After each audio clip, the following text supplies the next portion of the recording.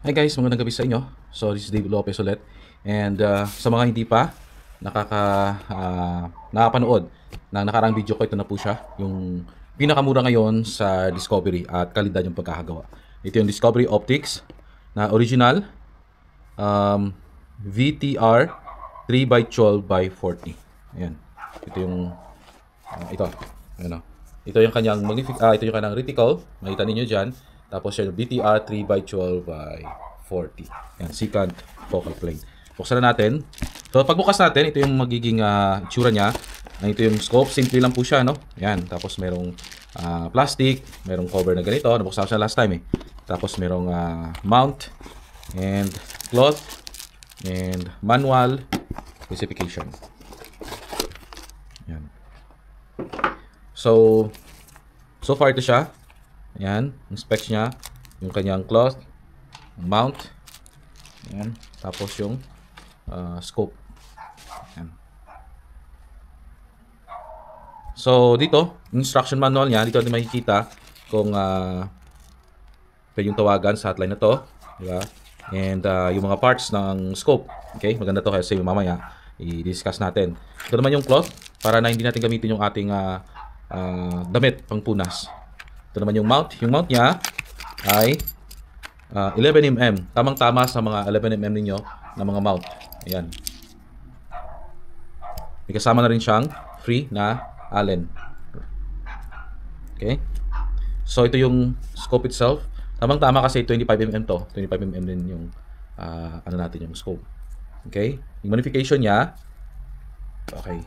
Buksan natin. So dito, parang dito, ang takip niya ganito yung style. Tapos dito naman, flip. Yan. So ito, pwede nyo itong ilagay sa bulsa ninyo. Okay, so dito, meron tayong objective lens. So dito, yung front ng ating scope. Tapos, meron ditong objective lens focusing. So from 10 yards, ayan o, to infinity, to 200 hanggang sa infinity. So yung iba, dito nakalagay yung parallax, dito nakalagay yung objective lens focusing niya. Okay, so tingnan natin kung saan banda siya. Okay, yung design niya ay wala dito. Okay, tapos ito yung meron siyang battery dito. Ayan o, lagay ng battery kasi meron siyang illumination. Tingnan natin kung anong kulay yung illumination niya. Green na green guys oh. Ayan o, green na green oh. Nag-green siya oh. Ayan. Tapos lagyan natin yung baso number 1. Ano bang kulay? Green. Ayun, green and red. Very good. Okay, green and red yung illumination niya. Ayan. Okay. So, ito naman yung elevation, up and down. Ayan.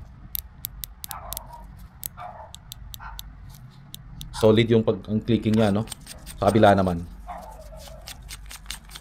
Napakasimple, napakagaan, suwabe. Ayan, no? Solid yung clicking niya. Di ba? Dito naman yung power, nagsisimula sa 3 at nagtatapos sa 12. Kaya ang tawag sa kanya is 3x12x40. 40mm dito. And then yung 3 is yung power, nagsistart sa 3 hanggang 12. Ganda guys, oh, napakagaan, kung saan pa, pag nagbibitbit kayo ng magaan, ay durable. Tapos sabi la, pwede nyo ipokpok na ganyan. Di ba? Para pakita. Merong spring sa loob, oh. Pag ginaganon ko siya, oh, merong spring. Eh, sabi nila, kung original do yung scope na ito, dapat i-torture test. Diba? Malaman nyo kung hindi original kasi yung kanyang dito, yung kanyang lens, nag-iiba na yan. Diba? Dito, nag-iiba na din. Okay? Pero makita natin, swabe. Diba? Iba, ayaw, iingatan. Dapat pag yung scope original, kahit na mahulog yan, okay pa rin. Iba din yung nahuhulog na ganyan, napaka itapon natin na ganyan. Iba din yun.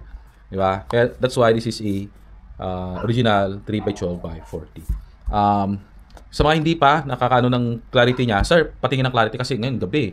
No? So, tingnan niyo na lang sa mga previous videos ko, meron diyang tinest ko sa umaga, napakaklaro. As in guys, if bibili kayo nito, makikita niyo sa actual, ang ganda, matibay, hindi mumurahin, tapos napakaklaro, no? Sa halagang 2,000 plus, makabili na kayo nito. I-click nyo lang doon sa message. Mag-message ako doon. I-pin ko yung message. At mag-message kayo, ibibigay ko yung link na meron kayong 5% discount. Yan, ulitin ko guys, meron kayong 5% discount pag bumili kayo ngayon. Pa-click nyo yung link. Dadali kayo nun kung makakabili kayo. Guys, napakatindi. Ayun, so maraming salamat and thank you. Magandang gabi.